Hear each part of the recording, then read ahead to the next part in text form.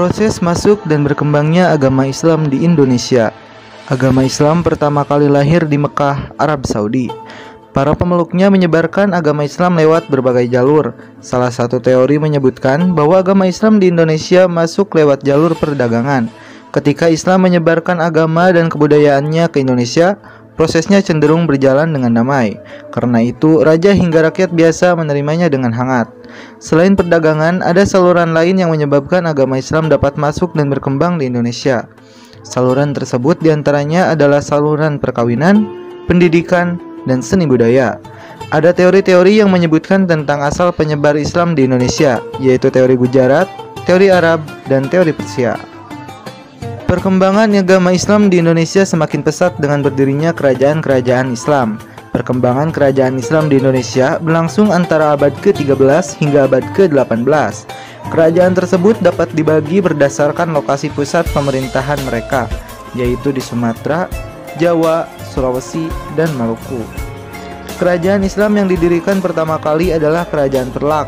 Bukti sejarah yang menunjukkan terdapat masyarakat dan kerajaan Islam dilaporkan oleh Marco Polo dari Venesia yang singgah di Kerajaan Perlak dalam perjalanan pulang ke Italia tahun 1292. Di Perlak, Marco Polo juga menjumpai adanya penduduk yang telah memeluk Islam dan pedagang Islam dari India yang menyebarkan agama Islam. Menyusul Kerajaan Perlak, berdiri pula Kerajaan Samudra Pasai. Bukti sejarah adanya kerajaan ini ditulis oleh Ibnu Battuta, seorang utusan Kerajaan Delhi ke Tiongkok. Dalam perjalanan dari India ke Tiongkok, Ibnu Battuta singgah di Samudra Pasai dan mengunjungi istana Sultan Malik Ad-Dohir. Dari hasil kunjungannya ke kerajaan Islam di Samudra Pasai, diketahui bahwa Samudra Pasai merupakan pelabuhan penting tempat kapal-kapal India dan Tiongkok berlabuh.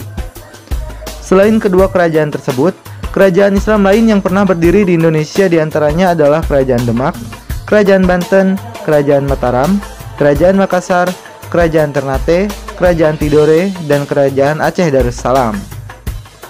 Selain teori tersebut, agama Islam juga dibawa oleh 9 orang waliullah atau biasa disebut dengan Wali Songo, yang dimana 9 orang tersebut mengajarkan dan membawakan agama Islam ke Indonesia dengan cara yang berbeda-beda. Yang pertama yaitu Syarif Hidayatullah atau dikenal dengan Sunan Gunung Jati. Sunan Gunung Jati sangat berperan penting dalam penyebaran Islam di Jawa Barat, khususnya di daerah Cirebon. Beliau merupakan pendiri dinasti Kesultanan Banten yang dimuali dengan putranya Sultan Maulana Hasanuddin.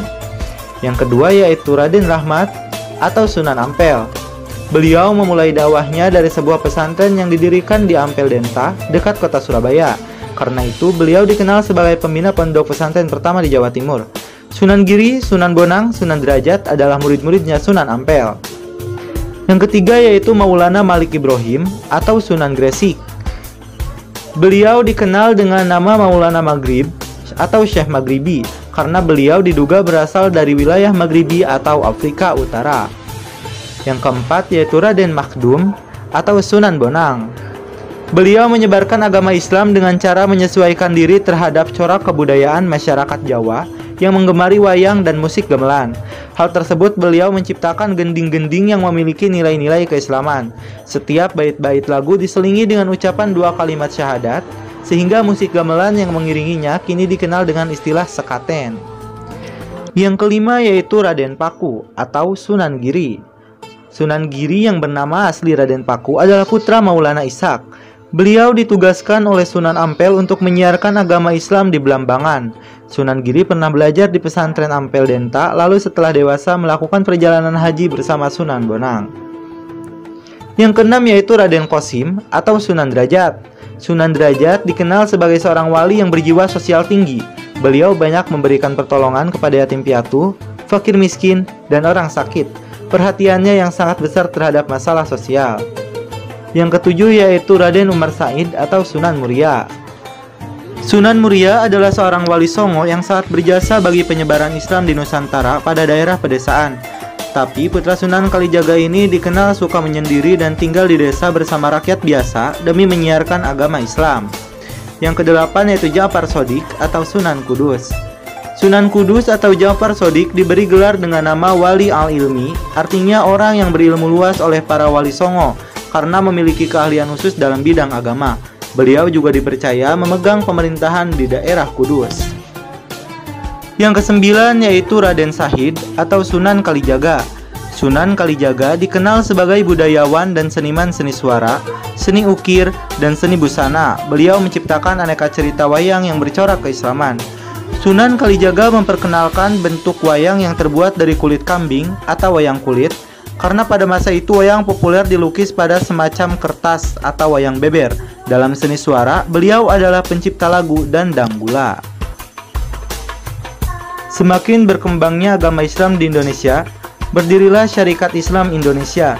Syarikat Islam Indonesia adalah organisasi massa pertama dan tertua di Indonesia.